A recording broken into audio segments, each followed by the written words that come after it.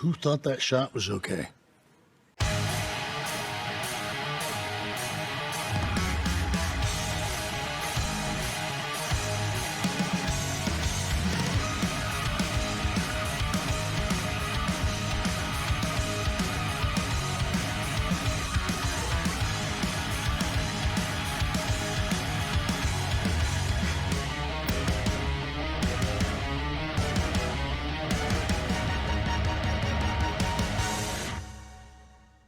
Okay, I have maybe jumped the gun in last week's review, but I felt this episode was a much better improvement in most, if not all, of the characters that are pretty much pivotal to this arc. I like that we actually got our four main good guys working together like a team, and it does really feel each and every person and each and every character within the happy buddy kind of like place. They have great chemistry with one another, and to be honest, I am very excited for next week's episode already, just by having Lakia and Hanto bickering with one another like from pretty much the beginning of the episode and throughout the episode, and the last kind of part of the episode was genuinely funny. Like, I really liked all of them, and I like that they actually, all of them kind of had to have a really cool fight. It was kind of neat that Amane actually got to see like an agent, which she's like, oh, those are different from the Guchitos. Like, yes, they were. That was neat. But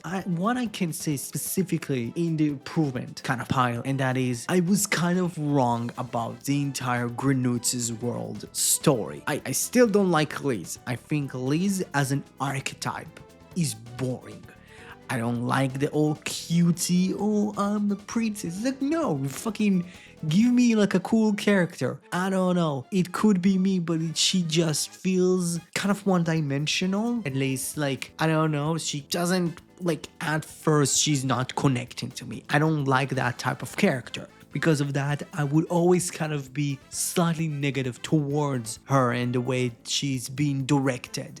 But she is becoming slightly more interesting. Specifically, she's continuing to look at Jeep as an object, as something to an end goal. Like, literally, she got to see Jeep transform into Sheeta, and she's like, oh, it doesn't matter, you're the cutest, which can be kind of like an allegory of like, oh, it doesn't matter how you look, what matters is it's in your inside. But when, you know, the entire point of, you know, being in love is also semi-characteristics of somebody's face, and when they completely change is kind of a big step, and I don't believe a lot of people would like that. Like, that change needs to be gradual. And I hope that, like, we're not going to get a weird Jeep Sheeta, weird kind of like, oh, we're doing weird incest things, but it's like in my body. It's odd. There is something odd about it, but I just love it because it's odd and because it's kind of like, oh, what the show is going to do with like the Jeep kind of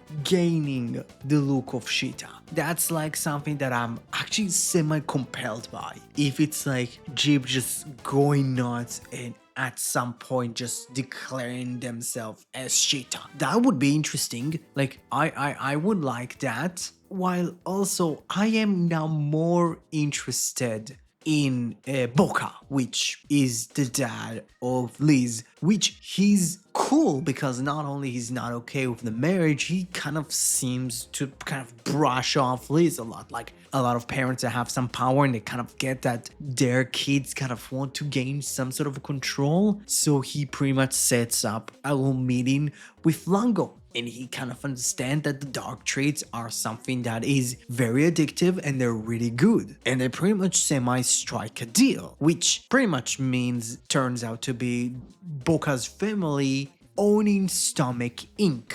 and Lango giving up his CEO chair to Liz. And she made Jeep her right-hand person, and Jeep pretty much made Lango take their place when they were part of the family business, and that is recruiting part-timers, which I think Jeep should maybe do some research, because the only time he recruited a part-timer, they turned on them. So I'm not very sure that this is the right idea for him. Maybe just make him Neil's assistant or anything. just, he's not good at that. Which it is going to be interesting. It could go in two different ways. Lango and Boca working together, understanding that, okay, I would give up my chair, everything would be fine, but let's say your daughter or Jeep would mess up. We would usurp them, get them out of the way, and I would take the chair and everything would be fine. They would take the brunt of the action and I would just sit down and kind of return to my role. Like, that could be one option. Or it's an actual real, like, Boca's family really usurped Lango and he pretty much burned down because he understands that maybe it will be the betterment for the company, and he slowly would get frustrated and angry and he would come to Shoma with some sort of a peace truce. Listen, I would help you, you would help me. I would maybe stop having a stomaching produce the dark treats from humans. We're going to return to the old ways of stomaching, and you would just stop Boca, Jeep, and pretty much their entire family and their entire operation. That could be really interesting. Which, if I really think about it, it can be both. It can be Lango bending his knee down and pretty much saying, okay, I would take the stepping down as an option. I would do that. And then slowly kind of showing that he's getting frustrated to help Shoma to just usurp his role back to the company, which could be genuinely interesting. But once more, he's on the poster of this arc, so I don't see that. Lango is very much I think Lango has his time ticking because he's very much not the final boss of the season. I still don't believe it's Boca. I don't believe it's Liz. I don't believe it's Jeep. It's very much Nilv, which, let's talk about Nilv and fucking Glotto. They just became background characters. Like, that's actually insane because, like, for the last how many episodes we build up Nilv to just have him disappear? Like, I get it. Like, I don't want him to make any moves, but it feels like the show really built up to the point of like, okay, let's do something interesting. Let's do something really cool with Nilv. And it's like they paired him up with like Suga and they have really interesting kind of like talks. And it's like, okay, what now? All right, we have an entire, like, at least like 15 to 20 episodes.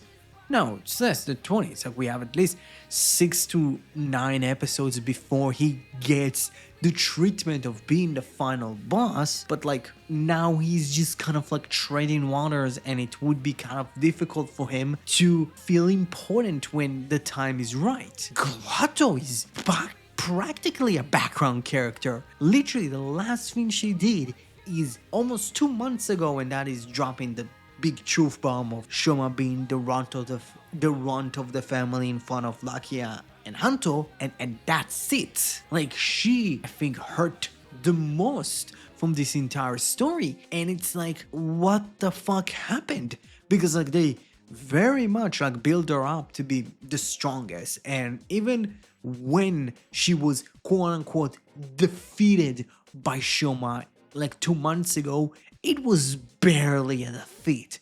It was her kind of understanding that, yeah, like, I'm not winning this one. I would wait. It just kind of like make Shoma and his friends kind of relationship crumble. And it works. But now it's like, okay, she's basically a background character, and I'm not very sure what the fuck the show is going to do with her. Overall, like, I really believe that this episode was a big step up from last week's episode. I think it felt a lot more urgent. It felt like, okay, we're actually getting some characters. We're getting some development. There is a big end goal with this arc. You can feel it. Last week's episode was so weak. I couldn't say that it was actually good. Like, to be honest, like, I was very negative about last week's episode. I was that close of giving it a D, but I kind of said, okay, there were some good stuff, so we'll give it a C. This week, we felt like, I at least felt like, okay, we're doing something now, and there is some pushback, and there is some ideas of plans. Like, it really depends what the plans were and what the plans going to be. Again, like, I think Liz still is not an interesting character to me, or at least the way that she's been directed. I think the cutie princess stuff works for like an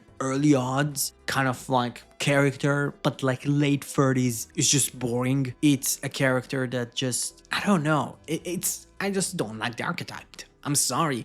I think Jeep is doing something really interesting, and I do like the weird semi-body horror idea of them taking their sister's like look. Could be odd and interesting, and I would like to see, okay, what's the end goal of that? While Lango and Boca are beginning to be more and more interesting by the episode. It really depends what the hell, like Boca's like real end goal, which way more what Lango's end goal with his deal with Boca, because Boca's end goal is just keeping his seat as long as he can. I don't even believe that he really wants Liz to take his seat. So it's gonna be interesting moving forward. So yeah, this episode was quite of a step up from last week's episode. I don't believe it's a C+, because I think like a C+ means that I wasn't as interested, because I was. This one gets a B. Congratulations, Gavv, you're now back on the groove. You are back on the come up. So, what you thought about episode 30 of Kamen Gavv, comment below, let me know. Thank you very much for watching the video.